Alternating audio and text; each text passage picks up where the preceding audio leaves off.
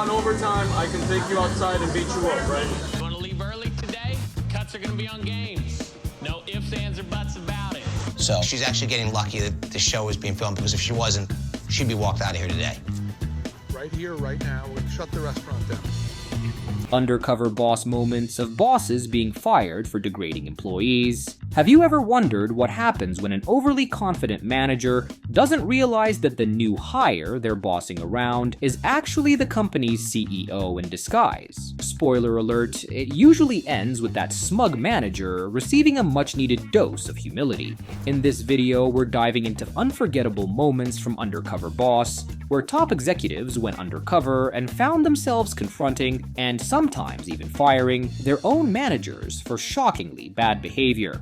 Hooters CEO confronts a degrading contest. This story comes from one of the most controversial early episodes of Undercover Boss, featuring Hooters CEO Kobe Brooks. Known for its wings, beer, and of course the Hooters girls in orange shorts, the brand already walks a fine line when it comes to workplace appropriateness. However, even by the chain's standards, what Kobe witnessed at one of their Texas locations was shocking and beyond belief. This episode became legendary in reality TV history when a Hooters manager turned his franchise into his own personal frat house, and it wasn't until Kobe intervened that things changed. While undercover, Kobe, posing as a trainee named Scotty, met a manager nicknamed Jimbo.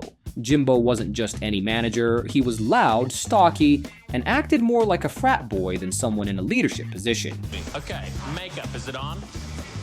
Yes. She looks like a Hollywood starlet. Yeah. From the beginning, it was clear Jimbo's behavior was out of line. He snapped rubber bands at staff members, made crude and inappropriate jokes. One of the most alarming aspects of Jimbo's management style was his uniform inspections, where he ogled the female waitresses instead of conducting any legitimate checks on their attire. He constantly spoke disrespectfully to the women, creating an uncomfortable and toxic atmosphere. But the most disturbing incident occurred during a quiet shift, when Jimbo motivated the staff by having a humiliating contest to determine who could leave early. The game itself was degrading beyond words. You want to leave early today? Cuts are going to be on games. No ifs, ands, or buts about it. Jimbo made the waitresses line up and eat baked beans off plates without using their hands, like animals in a timed race. Who doesn't want to spend the rest of the afternoon with me? The woman who finished first, with her face buried in the plate and her hands behind her back, was the winner and earned the privilege of going home. The rest of the women had to stay and continue working. This took place in front of paying customers, who witnessed the entire spectacle. The women were visibly uncomfortable, but they reluctantly participated because it was the only way to leave early. One waitress even asked, "Do we really have to?" While wiping beans off her face, Kobe, observing this undercover, appeared appalled and visibly upset by what he was witnessing. After the bean game, Kobe knew he needed a moment to compose himself. When the CEO has to step away from a situation to cool down, it's clear that something has gone terribly wrong. Kobe was not only angry, but ashamed of what he had seen. Later, he described Jimbo's actions as inappropriate and something he wanted no part of. Hooters franchises are independently owned, which meant that Kobe couldn't simply fire Jimbo on the spot. So instead, he took the strongest action available to him at the time. Kobe pulled Jimbo aside for a serious private conversation, though not all of it aired on TV, where he confronted him directly about the degrading contest and his overall behavior. Jimbo initially defended his actions, claiming that the women enjoyed the game and that it was just harmless fun, despite the obvious discomfort of the staff. Kobe was not convinced by Jimbo's defense and made it crystal clear that such behavior would never be tolerated under his leadership. During the episode, Kobe was even seen calling the franchise owner to report the incident. The way he approached and interacted with the girls is just really not acceptable behavior.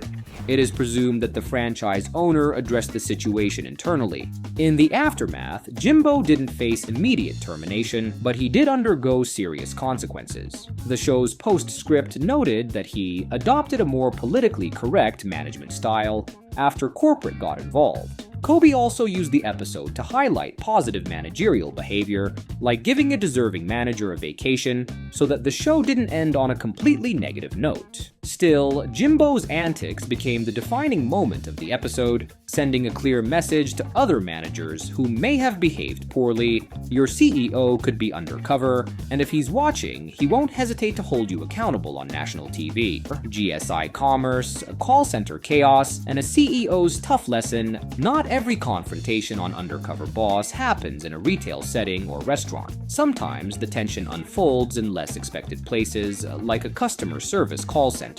For our fourth example, we go back to Season 1, Episode 6, which features Michael Rubin, the CEO and founder of GSI Commerce, an e-commerce support company. This particular case stands out because it didn't involve a manager abusing staff, but rather an employee mishandling customer interactions, which ultimately made the company look bad. Michael, the CEO, didn't hold back in delivering a tough reality check to both the employee and the company. While undercover at a GSI Commerce call center in Florida, Michael met a representative named Danielle. Her role was to assist customers who were dealing with problems like delayed shipments, missing items, or broken products. Call center work is often stressful, particularly when customers are already upset, but professionalism and courtesy are always expected, no matter how challenging the situation might be. However, Danielle had a different approach. She shared with Michael, who was undercover as a new trainee, that her strategy was to show the customer who's boss. This essentially meant that Danielle believed in overpowering the customer rather than attempting to help them. To illustrate her approach, Danielle answered a call from a customer who had received a damaged product. The caller, understandably frustrated, asked for a $50 refund or store credit. Instead of offering a sincere apology or working to resolve the problem, Danielle immediately took a defensive position. "Nope, I can't give you a $50 credit immediately.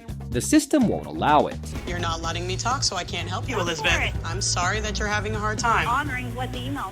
When the customer pushed back, trying to find a solution, Danielle remained firm and cold, showing no willingness to assist further.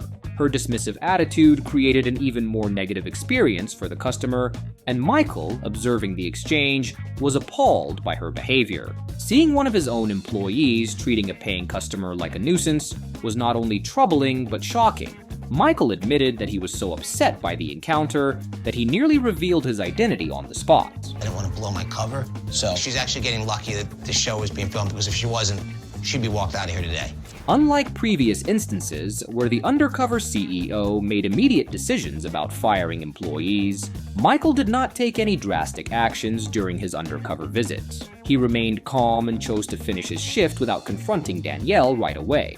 However, the tension was palpable as he knew that the final meeting with Danielle would be difficult. When the time for the big reveal arrived, Michael addressed Danielle directly in a private conversation. He confronted her about her handling of the call and the general attitude she displayed toward customers. Danielle, rather than showing remorse, defended her actions, explaining that the system's limitations were to blame and that her minimal training left her with little guidance. She also mentioned her previous experience in collections, where a tougher and more confrontational tone was the norm.